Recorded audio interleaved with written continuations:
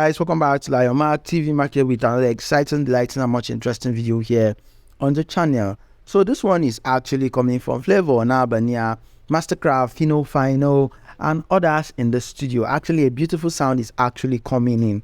This one is so beautiful, and I swear it will get vibes. The vibes to make sense. Anyway, let me not be so overexcited about this. I'm just going to play you the snippet of this particular one with Phyno, Masterkraft, and Flavour. Enjoy it. Don't forget to subscribe. Maybe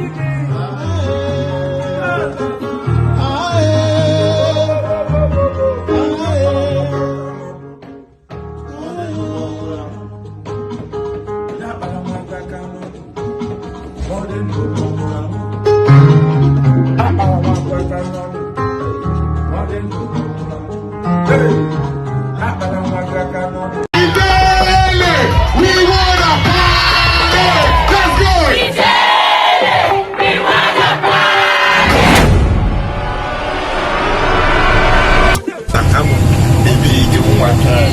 You know, say you beat him one time. Yeah.